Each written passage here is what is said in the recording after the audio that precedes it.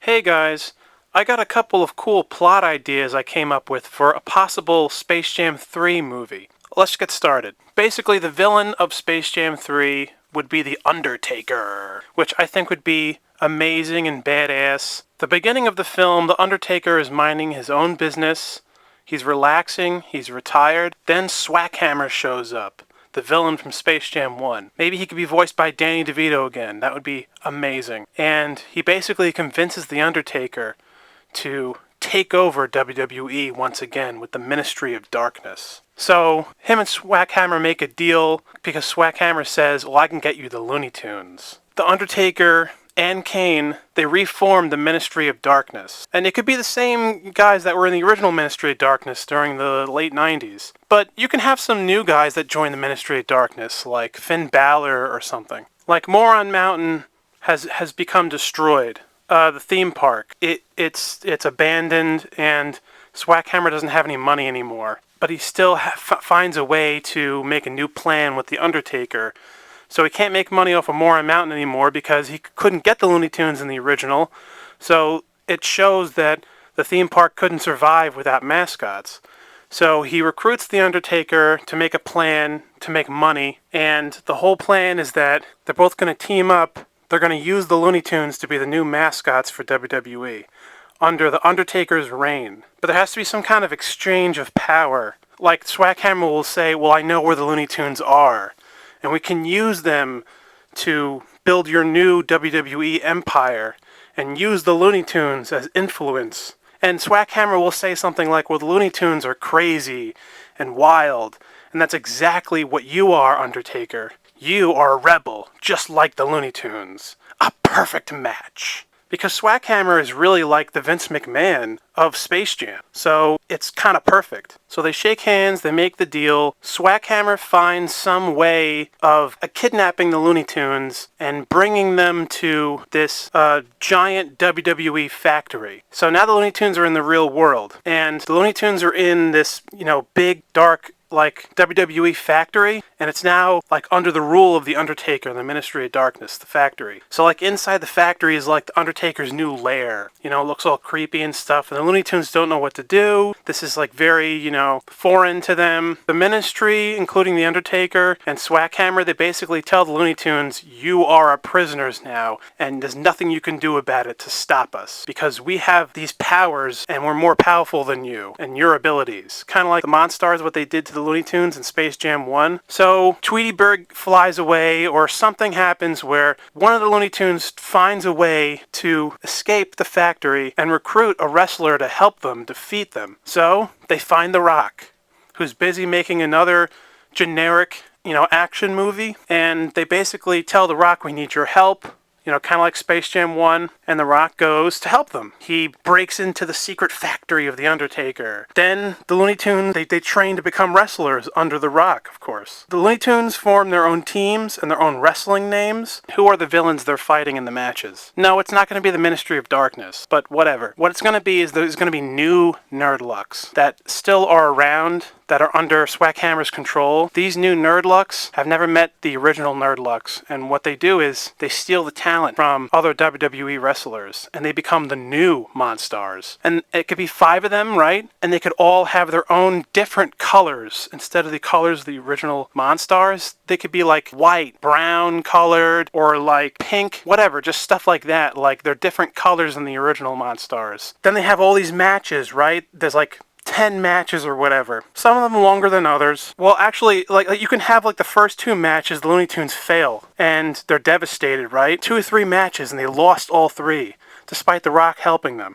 Daffy and Bugs, they're like, we're too weak. What are we gonna do, Doc? So what they do is, the Nerdlucks show up. They show up, and since they became good guys at the end of Space Jam 1, they show up again, and then they devise a plan. Because the Nerdlucks want to help the Looney Tunes now to get revenge on Swackhammer to doing this to them this time. So what they do is, the Nerdlucks leave the factory. They kind of do what they did in the first Space Jam, where they steal the powers from other famous wrestlers this time. And now, the Monstars return. Like, they look the same that they did in 1996. They have the same kind of voices. They act the same. It's just that now they've taken on 5 famous wrestlers that they got the powers from. But they're still the same characters the Monstars were in the original. And so now, they're the Monstars, they fight and team up with the Looney Tunes in matches. And then when you have the matches, you could have old Monstars versus the new Monstars in the matches with all the muscles and stuff. And the Looney Tunes helping out in the battle. Amazing. It would just be so fun and entertaining. And this would take a lot of animation and a lot of money and a lot of time and effort and energy. But I think this is the kind of kick in the ass the Looney Tunes could use to help them become popular again. And it's a brand new idea, just like how the first Space Jam was a brand new idea. I do love Space Jam too, and it was different, but it was still kind of the same. But this new idea is so original and unique. These like fantasy ideas for another Space Jam sequel, it used to be just like a pipe dream in the past. Like, it seemed like it would never happen. But now we have Space Jam 2. So now I feel like everything is up in the air. Now it is possible. Now that we got a second Space Jam, they are open to coming up with another Space Jam idea at this point. One that could be more successful than Space Jam 2. The Looney Tunes as characters are fighters, and they're some of the greatest cartoon characters of all time, so this idea that the Looney Tunes would wrestle is perfect. They're violent, they're edgy, they're intense. You can bring some of that fun and spark of the manic craziness of the classic cartoons with the way they fought and stuff back on the silver screen. Bring it back to the Looney Tunes in the perfect way with wrestling. Then they start winning the matches. It's all about the build-up to the Warner Brothers Championship or something.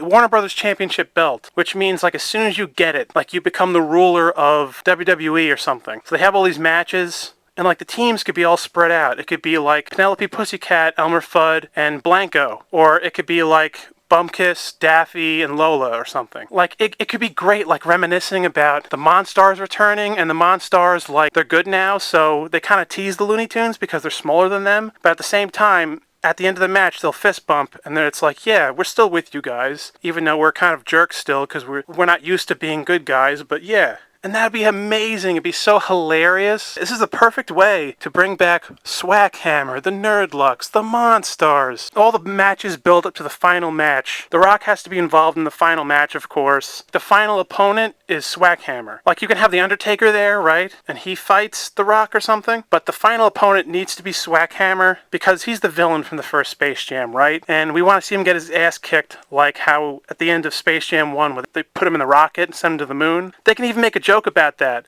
Like, before the final match, the Monstars are like, hey, why don't we send him off in space into a rocket to the moon? We did that already, remember, in the 90s? Oh, yeah. Oh, yeah, that's right. We gotta do some other plan. Like, not the Monstar, the way he talks. Say it's a cage match or something really cool, you know? Like, the final 2 matches, it could be the Undertaker, Swackhammer, and The Rock, and someone else fighting in the final match. The Rock and Undertaker are even, right?